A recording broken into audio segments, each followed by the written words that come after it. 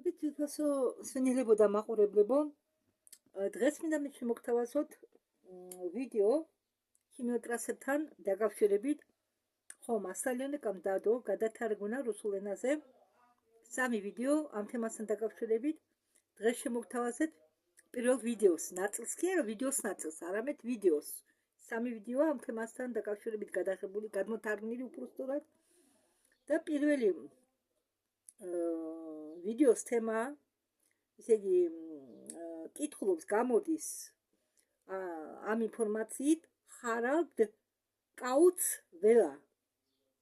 ხო, ეს არის მეცნიერი და ის ლაპარაკობს ქიმიურ ტრასებზე.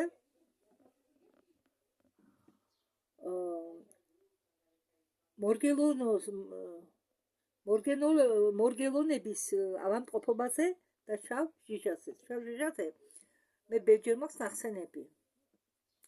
ხო და მორგელონის დაავადება რა არის? მე ეს არ ვიცი, ამას გავიგებ, რომ თქვენ გადმოგცეთ. აგიხსნათ თუ რას ნიშნავს.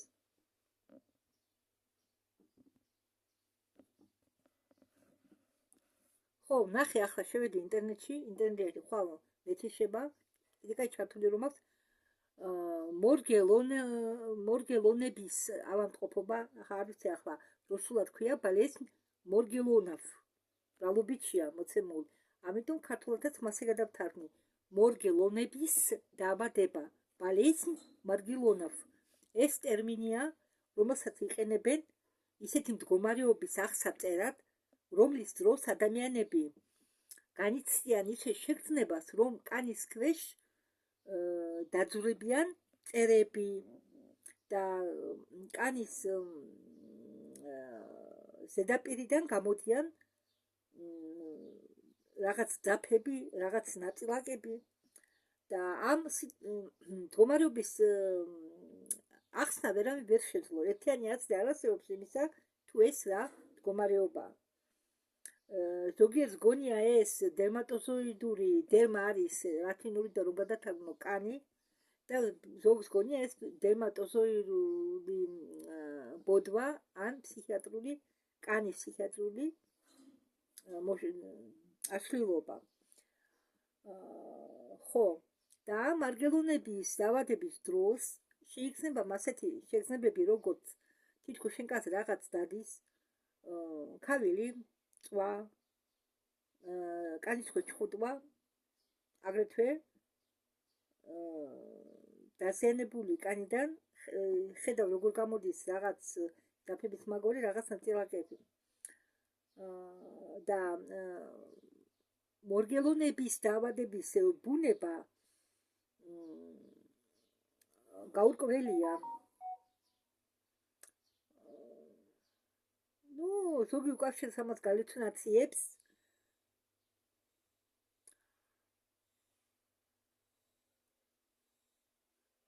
ეს დაავადება არის ნაკლებად გამოკვლეული და ნაკლებად შესწავლილი.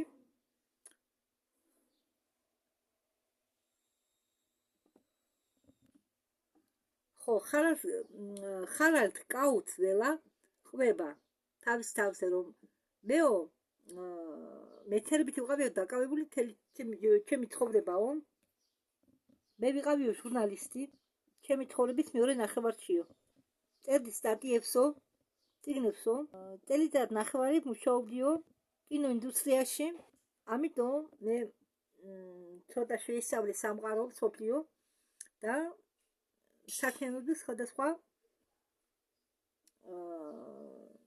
რაღაცებს.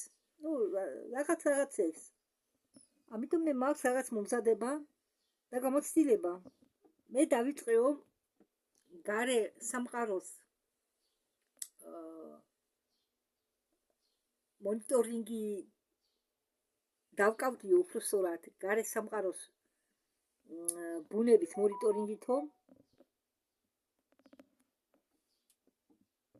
დავკავდიო გარე სამყაროს ბუნების მონიტორინგითო. როდესაც ვიყავი ნორვეგიაშიო, მე იქ მუშაობდიო და ვიყავიო დაკავებული თემით ელექტროგზნობეობა. მუშაობდიო კომპანიაში, რომელიც ყიდიდაო გამოსათლელ ხელსატყუებს, ეს ელექტრო დენის გამოსათლელ ხელსატყუებს, ამპერი, ვამპერია და ასე შემდეგ. და ყიდაო დაცვის მასალებს. ელექტრო დენმა რო არ დაგატყა. და აგრეთვე ვატარებდიო კურსებს, რომ ხალხს გაეგო თუ რას ნიშნავსო ელექტროგზნობელობა. და მე მთხოვესო მინახაო ქიმიური ანალიზები იმ მცენარეებისა, რომლებიც იღუპებოდნენ რადიაციისაგან, ნუ რაღაცისგან ხმებოდნენ. და ეს ხდებოდა წვიმის შემდეგ. დაწვიმა იწვევდა მცენარეების დაღუპვას. აგრეთვე ვიღებდიო ნიადაგის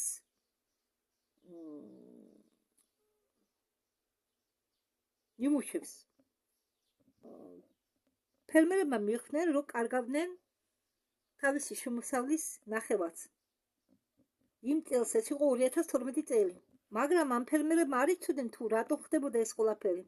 ამიტომ მათ მიმართეს ლაბორატორიას, მაგათმა მიიღეს ანალიზის პასუხები, მაგრამ მაგათ ისინი ვერ წაიკითხებდნენ, არ იცოდნენ ამ პასუხების წაკითხვას. აქ არ იგულისხმება წერა-კითხვა, არა. ანალიზის პასუხებს ხომ ყველა იგივე იქიმის ლაბორატორიულ ანალიზებსაც ხო ვერ წაიკითხოთ, პაციენტი თუ სამედიცინო განათლება არ აქვს. ვერ მიხდება ხო რა წერია. ხო, აი ამას გულისხმობს ხარავთ კაუცი, ველა. და მაგათმა მომართეს მე და ამთხოვეს დახმარება.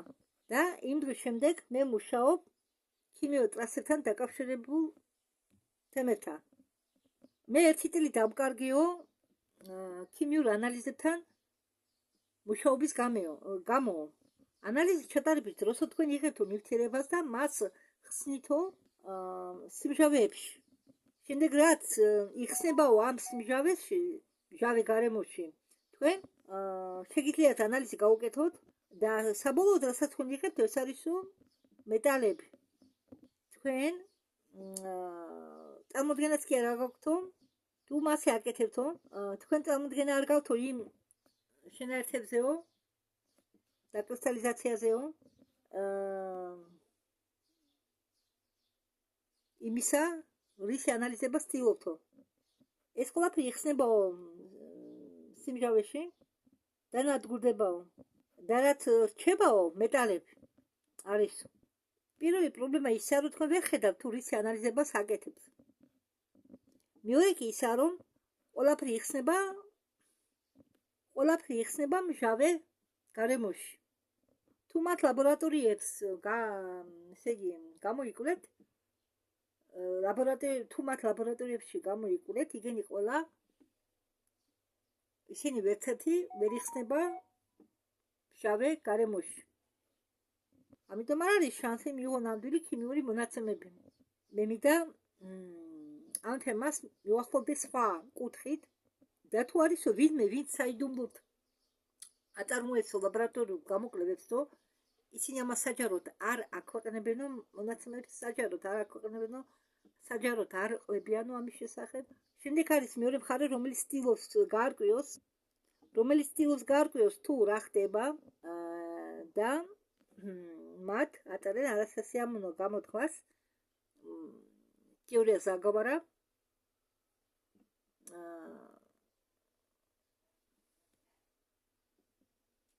ხო ქართულად ეჟღეს როგორც შეთქმულების თეორია და ისინი გზობენ თავს იზოლირებულად მარტო ხელებად თუ თქვენ თავს აღიქვამთ როგორც შეთქმულების თეორიის მომხრე, რასაკვირველია ეს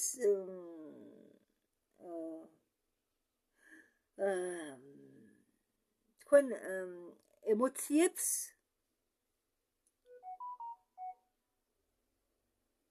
განჩევს ურტყამს. არავის არ უნდა რომ მას რამე დაბრალდეს და არავის არ უნდა რომ საზოგადოებაში ის გამოიყურებოდეს წითელკვერცხად. არავის უნდა იყოს უცნაური ადამიანი და ამიტომ და მასეთი არგუმენტი გამოიყენებენ საზოგადოებაში იმისთვის რომ ხალხი გაჩუმდეს, დუმდნენ. და ამას ყველაფერს შეიძლება შეებრძოლო ძალიან არა რაციონალური, მაგრამ ჭკვიანური გზებით. ჩვენ საუბრობთ, ჩვენ ვაპრაკობთ ქიმიურ ტრასებზე. და ამიტომ პირველი შეკითხვა, რომელიც თავში მოდის, საიდან გაჩნდა ეს სიტყვა, ქიმიურ ტრასა? ეს არის დიდი შეკითხვა, რომელიც არის თეორიის მიღმა. შეიძლება გავიგოთ, საიდან მოვიდა ეს ტერმინი. და ეს ტერმინი გაჩნდა ამერიკის სამხედროელებს შორის, კონკრეტულად სამხედრო სახარო ძალებში, რომლებაც ეს ტერმინი შემოიტანეს ინგლისურ ენაში, რადგან ისინი იყვნენ BBS-ის აკადემიებში, სამხედრო სახარო ძალების აკადემიაში და ესწრებოდნენ მეცადინეობებს ქიმიურ ფაკულტეტზე და ერთ-ერთი საგანს ეწოდება ქიმიურ ტრასა. ეს არის ერთ-ერთი საგანი აკადემიაში, რომელსაც თქვენ გადიხართ. სადაც თქვენ სწავლობთ ქიმიურ ტრასების შექმნას. ეს არ ეხება იმ კითხვებს, არსებობენ თუ არა ქიმიურ ტრასები ცაში. ერთადერთი რისით შეგვიძლია ჩვენ ამ საქმიდან გამომდინარე, ის რომ ჩვენ ვხედავთ, რომ ეს არის სამხედრო ტექნოლოგია. ჩვენ არ ვიცით გამოიყენება ეს ტექნოლოგია თუ არა, მაგრამ ჩვენ შეგვიძლია ეს ტექნოლოგია შევისწავლოთ, რადგან ეს საგანი ისწავლება სამხედრო მუზეუმში. ხო, ამ თემასთან დაკავშირებით, ამ საგნის წიგნის დაკითხვა იქნება ცოტა რთული. მაგაში არის მიახლოებით 260 გვერდი და ფაქტობრივად ეს არის კრებული საგამოსლო შეკითხვებისა.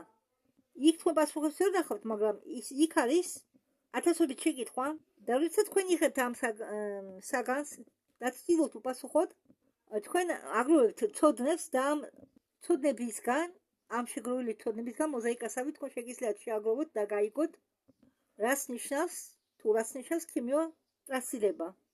და პირველი ნივთი, რომელთანაც ჩვენ გვაქვს შეხება, ეს ალუმინის საფარი, რომელსაც ფარავენ ზედაპირს და კიდევ მეორე ნაწილი ნეილონის სინთეზი, ნეილონი, ქსოვილი და ეს ორივე ისწავლება ქიმიურ ტრასის საქმის დახმარებით. არის ერთი სამხედრო მეთოდიკა, ბუფერ გამფატველის დასახელებით, ან მატყუარა გაფანტება. ეს ნიშნავს, რომ ნეილონის ქსოვილი ან ძაფები იფარება ალუმინის საფარით, რომელიც მოიხმარება იმისთვის, რომ დამალოთ მშვენავი რადარებისგან. ეს არის პატარა საიდუმლო და ეს საიდუმლო მიღებულია სახელმწიფოების მიერ და იციან, რომ ზოგჯერ ნატოს ჯარები იყენებენ ამას იმისთვის, რომ დაიმალონ რომ რადარებმა არ შეამჩნიონ. და ამ საგნის მეორე ნაწილის წაკითხვა და აღქმა ცოტა რთულია, რადგან იქ უკვე საუბარი მიდის გამფატველებზე, იმ ნივთიერებებზე, რომელიც იფანტება, რომელსაც ფანტავენ ცაში. და ეს დაკავშირებულია კრისტალიკული ნანო ნაწილაკების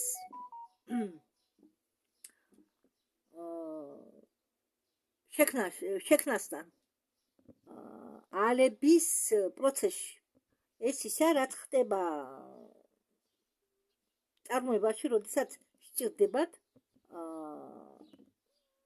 ესე იგი, როდესაც სჭირდებათ გამოიმუშავონ საჭირო ტიპი ნანო ნაწილაკებისა. ეს არის ძალიან იაფიანი და ძალიან ეფექტური მეთოდი გამოიმუშავონ ნანო ნაწილაკები და მრეწველობაში არის ორი მეთოდი ამ ნანო ნაწილაკების გამომუშავებისა. პირველი ხერხი შედგება იმაში, რომ აიღო უნდა მეტალური მარილები, რომლის წყალში გახსნა შეიძლება, უბრალოდ რომლების წყალში გახსნა შეიძლება და შემდგომ ეს წყალი უბრალოდ ამ წყალს ატარებენ ულტრა ბგერი ხელსაწყოში, რომლის დახმარებით ეს წყალი იშლება მილიონ ნაწილაკებზე, მილიონ მოლეკულაზე, შეიძლება ითქვას მილიონ წვეთებზე. შემდეგ ეს წვეთები ხდება ალზე, ცეცხლზე და როდესაც წყალი შრება, როდესაც წყალი ორთ ხდება, რჩება მხოლოდ ის წვეთები, რომლებიც გაჯერებულია მეტალის მარილებით, რომლებიც წარმოადგენენ წვერიან ნაწილაკებს. თუ არის ძალიან ცხელია, ეს მარილები ამის შედეგად შეიძლება დადნეს ან კრისტალიზირდეს. ასე იგი, ტემპერატურის ესე იგი,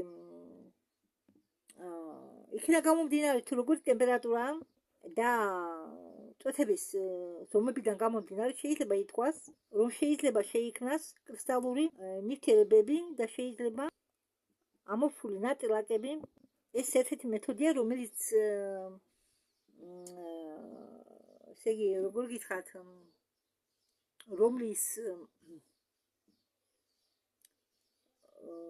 რომლითაც შეიძლება გაფანტვა ამ ნაწილაკებისა. მეორე ხერხი კი შედის ის, რომ შეიძლება გამოიყენო წყალი კი არა, არამედ გამოიყენო პირდაპირ ალებადი სითხე, მასეთი როგორც მეტანი. მე ვფიქრობ, რომ მეტანია ეს. უпростоრად სიაში მეტანი არის პირველ ადგილას ამერიკის ჯარში. ამ დროს თქვენ ამ მეთოდის გამოყენების დროს არ დაგჭირდებათ ულტრაბგერის სატყოები, ულტრაბგერის ხელსატყოები. ის რაც ახლა მე თქვენ მოგიყევით არის მოკლე ცოდნა ქიმიისა, რომელსაც ასწავლიან აკადემიაში, ამერიკის სამხედრო აკადემიაში, ქიმიოტრასის საგანში.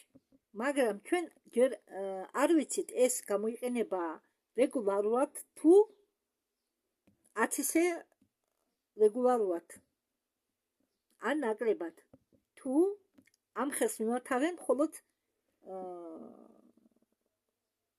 ომიანობის დროს და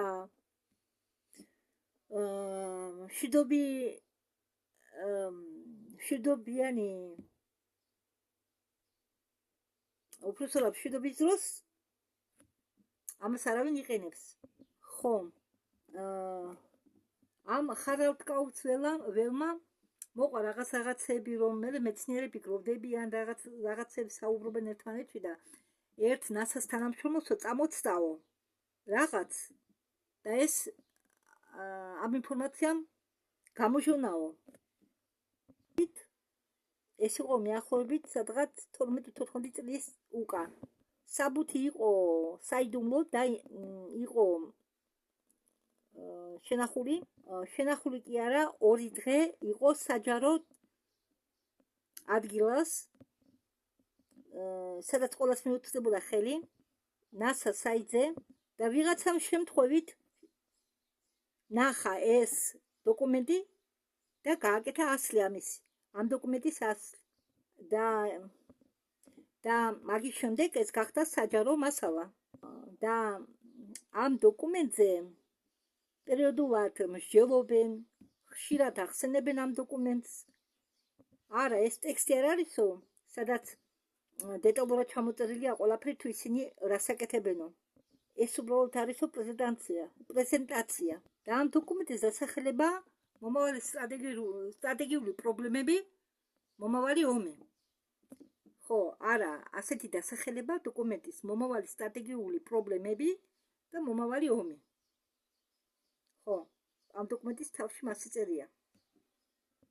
დაწერია წელი 2025 წელი.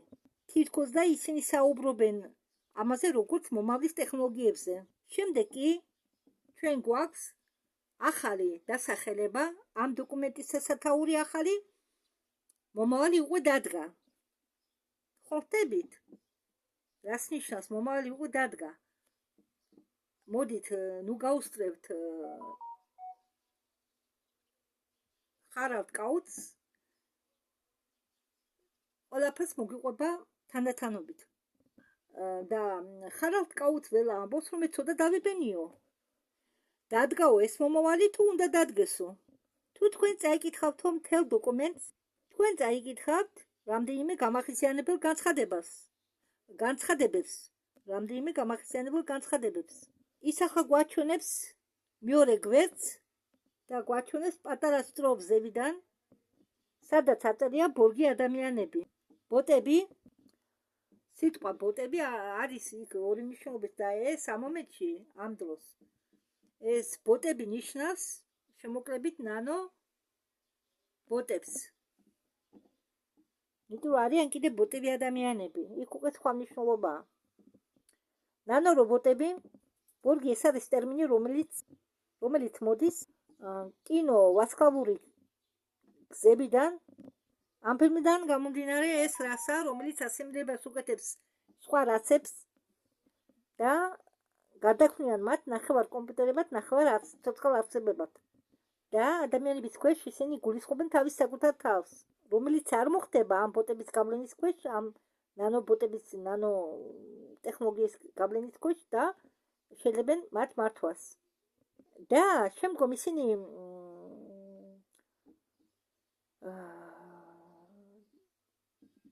ჩამოთვლიანო, მაგასაც ჩამოთვალისო ტექნოლოგიების ის სათანადო ტექნოლოგიების დასახელება, სათანადო ტექნოლოგიები, რომელსაც ისინი გამოიყენებენ მომავალში. და ისინი ღიად ამბობენ, რომ მომავალში ომები ქვეყნებს შორის კი არ იქნება, მომავალში ომი იქნება და ომი იქნებაო ახალი მთავრობის, ისინი ელოდებიან რაღაც მთავრობას, თავის ისეთ მთავრობას, რომელიც მათ გამოადგებათ და ეს ომი იქნება ამ მთავრობას და ადამიანებს შორის. და ეს არის იქნება სულ სხვა ომის ნაირსახეობა და ამ ომის შემთხვევაში დასჭირდება სულ სხვა იარაღი. და ისინი ჩამოთვლიან ამ იარაღის დასახელებას და არის რიგითი პრობლემები, რომლებსაც ისინი აგვარებენ ნანო დონეზე, ნანო ნაწილაკების დონეზე. სენსორები, ნანო სენსორები, რომლებიც გაიფანტება ჰაერში,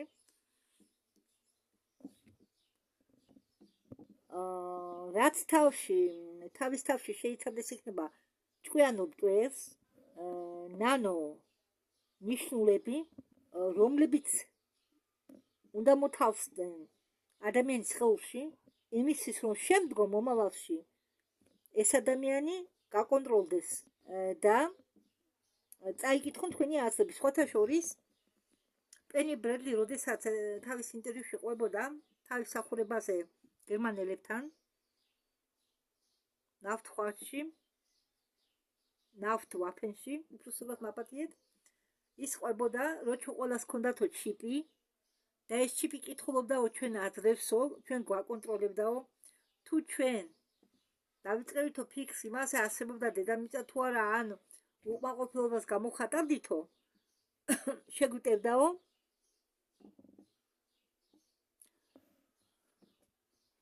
ხო, ჯერ თავის ტკივილი დაგვეწყობოდაო. თუ არ მევატოვებდითო ტუტუნს, ან არ მევატოვებდითო გუნდს, თავებს გვიფეთქებდაო ეს ჩიპი. იქანე მაგათ ლოგინები გქონდათ და თავიდან ქმნიდნენ მერე თავიანთ თანამშრომლებს. ხო. აგრეთვე მათ ჰქონდათ, ხო, აღსადგენი სარეგენერაციო კაფსულები მეთქი, რეზერვუარები პენის დროს, პენი ბრედლის დროს. და თუ რამეს ვერ ხსნიანო ამ საბუთში, ისინი ამას უწოდებენო დატყვევებულ წერს. აგრეთვე რაც ამ დოკუმენტში ნახსენებია ლეგალური იარაღების ჩამონათვალი. ისინი ლაპარაკობენ იარაღზე, რომელიც დამალულია სამოქალაქო ყანებში და ამ იარაღს ყველა იყენებს ყოველ დღე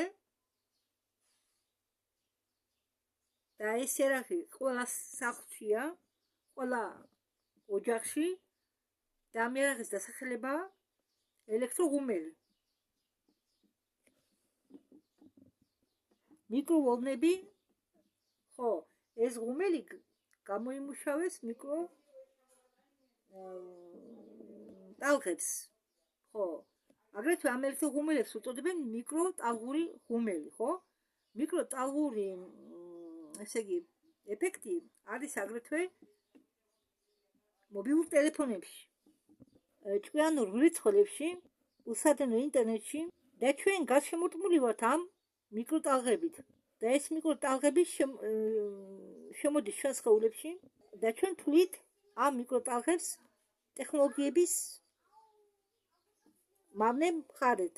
მაგრამ NASA ამას ამ მიკროტალღებს უკეთეს კლასიფიკაციას როგორც ლეტალურს, ანუ სასიკვდილოს ლეტალურ იარაღს. ესე იგი, მაგრამ ეს არის ლეგალური იარაღი, რომლითაც კლავენ ნელ-ნელა ადამიანებს და აგრეთვე ისინი ამ იარაღს აწერენ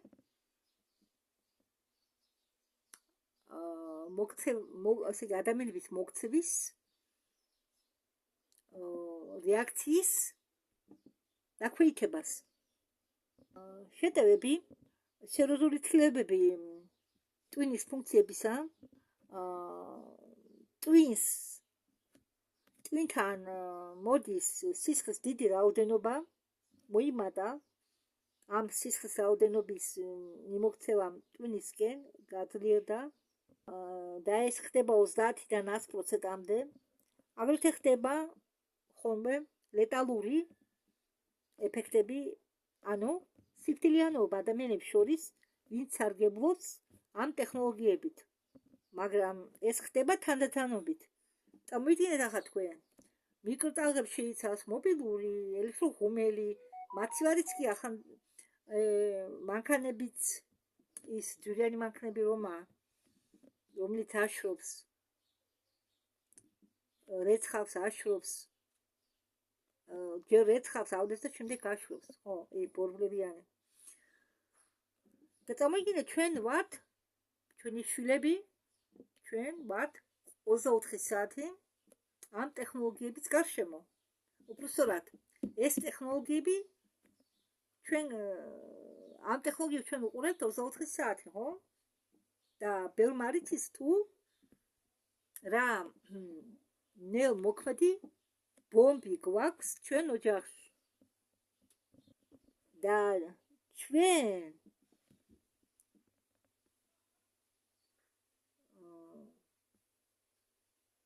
თვითონაც კი ვერ ხვდებით ისე უნებლიეთ ვართ ექსპერიმენტის ნაწილი.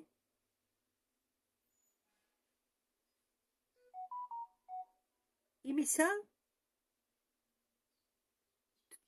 თუ როგორ მოქმედებს ჩვენზე ადამიანებზე ეს მიკროტალღები.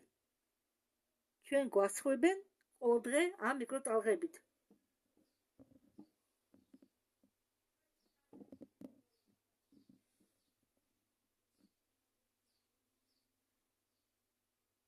НАСА открыто говорит такой. NASA ღიად ამბობს ამ დოკუმენტში. Проецирует это в будущее. Мы покупаемся на это и считаем, что это круто, когда у нас мобильный. ჩვენ კი გვიხარია, რომ ჩვენ გვაქვს ეს ტექნოლოგიები და ვამბობთ უფრო მაგარია, შეგვიძლიათ მობილურები გამოვიყენოთ, შეგვიძლია ელექტროღუმელში დავაცხოთ რაც გვინდა და ასე შემდეგ. თითქმის დღის ნახევარი, მთელი დღის ნახევარი ჩვენ ტელეფონი გვიკავია ყურსან. და კიდევ მაგათ აქვენო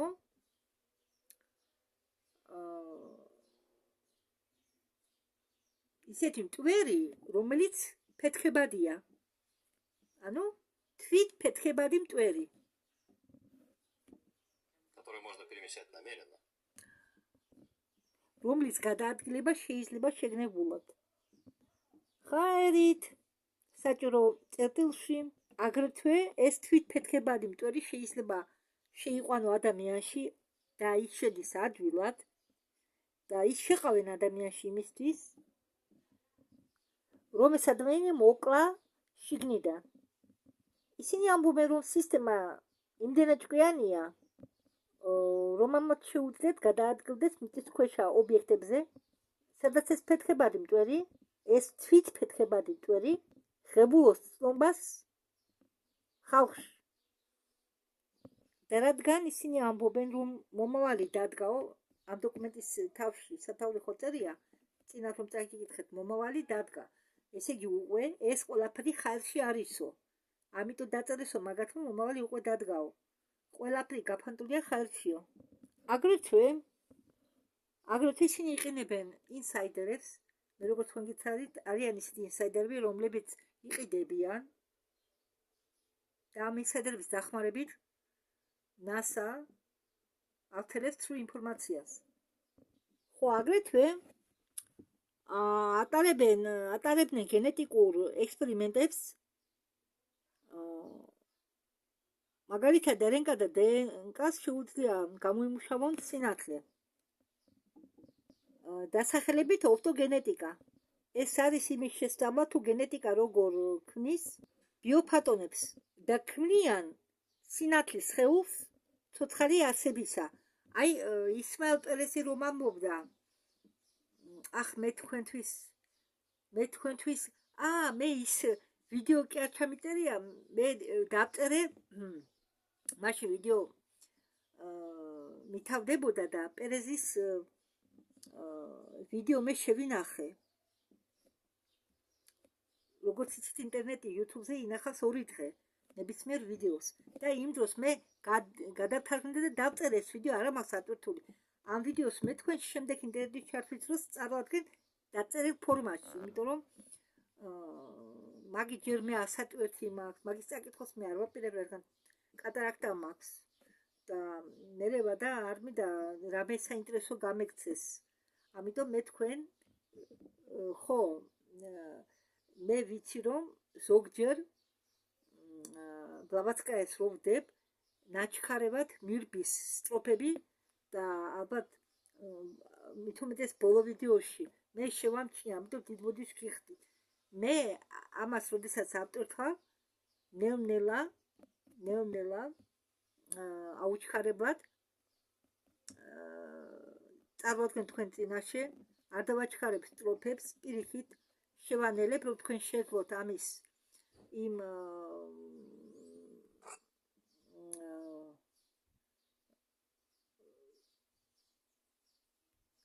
აი გამექცა, რომ თქვენ შეძლოთ წაკითხვა. ხო, მე მეგონა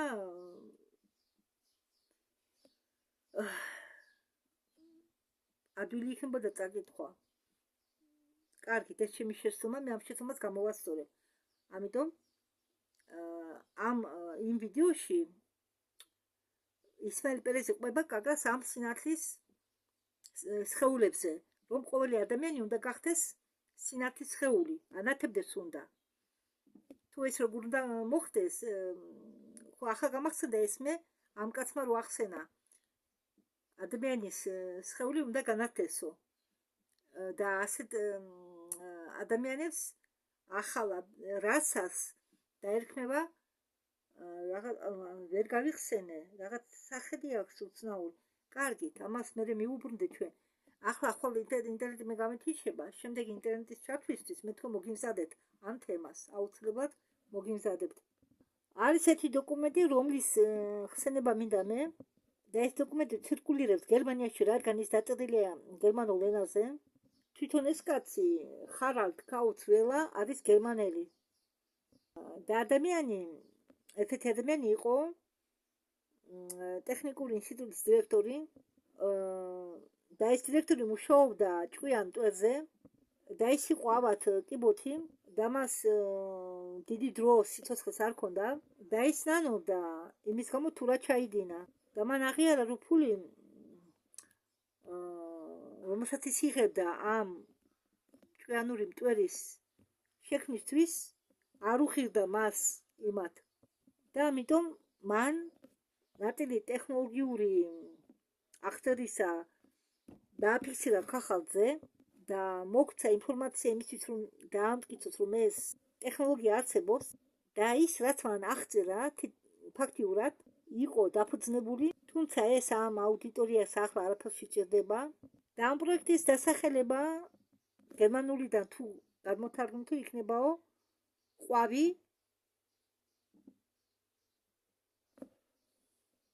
და ამ ადამიანმა გახსნა ბევრი ინფორმაცია ამ პროექტთან დაკავშირებით, რომელზეც ამ პროექტის ხალხმაც არ იცოდა, ვინც ამ პროექტზე მუშაობდა. მან მოყვა გენურ ინჟინერიაზე. გენურ ინჟინერიაში თქვენ შეგიძლიათ შექმნათ დნმ-ი და თქვენ შეგიძლიათ ეს დნმ-ი გაყოთ შუაში და მიიღოთ მხოლოდ ნახევარი სტრუქტურა, მხოლოდ ერთი მხარე და ამ ერთ მხარეს უწოდებენ რნკ-ს. და გენურ ინჟინერიაში უფრო ეფექტურია გამოიყენო რნკ. ხო, ესე იგი დნმ-ის სპირალი რო გაყო შუაში, დნმ-ი შედგება რნკ-ს ორი სპირალისაგან და იმას თუ გაყო შუაში, მიიღეთ ნახევარ დნკ-ს, ანუ რნკ-ს ერთ სპირალს და ამ რნკ-ს სპირალს იყენებენ გენური ექსპერიმენტების დროს. რადგან ამ რნკ-ს აქვს სრული ფუნქციონალობა, უბრალოდ მაპატიეთ რნკ-ს აქვს სრული ფუნქციონალობა და ის არაფუჭებს შემდეგ შთამომავლობას. ხო, და ამ რნკ-ს შეცვლა შეიძლება ისე, რომ ან არ გააზიანო, ან არ გაანადგურო სახეობა. თუ დავაკვირდებით დნმ-ს და რნმ-ს, მათ აქვს სხვადასხვა ფუნქცია. ხო, და ეს ფუნქცია შედგება იმაში, რომ დნმ-ი და რნკ-ს შეუძლია სინათლის გამომუშავება.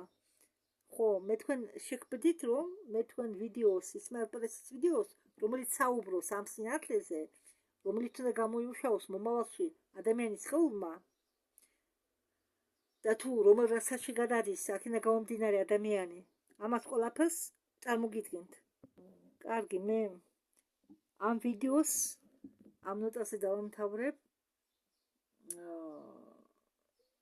ამ კაცს კიდევ აქვს გადაღებული ორი ვიდეო.